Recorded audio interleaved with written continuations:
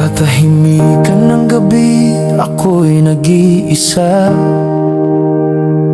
May bigat sa dibdib na di ko masabi sa iba. Mga pangakong napako, tiwalang nasira, ngiti sa labas, ngunit luha sa kaluluwa. Sinubukan kong lumaban, sinubukan kong tumayo, ngunit bawat hakbang ay parang mas lalo akong nalulunod sa tanong na bakit at hanggang kailan. Panginoon, pagod na ang pusong sugatan. Sa bawat luhang pumatak sa dilim, may bulong ng pag-asang pilit kong dinig.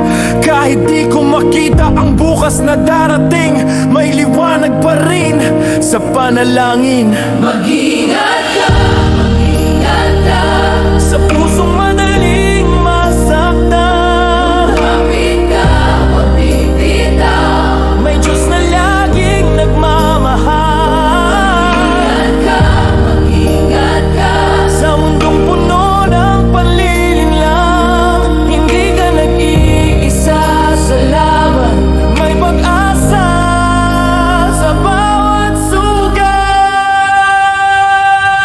Maraming nagsabing kaya mo yan, ngunit di nila alam ang bigat ng pasan. May mga laban na tahimik lang sa loob ng pusong patuloy na nasusugatan. Ngunit bakit kahit sugatan, humihinga pa rin? Bakit may lakas pa sa kabila ng sakit na dinadala rin? Marahil ang sakit ay hindi wakas, kundi simula ng pusong mas matatag. Makinig ka, di lahat ng ngumiti ay totoo, di lahat ng yakap ay may malasakit sa'yo. Ingatan ng puso, pero huwag isara, dahil may pag-ibig na darating sa tamang panahon niya. Kung nadapa ka, di ibig sabihing talo ang bumangon ng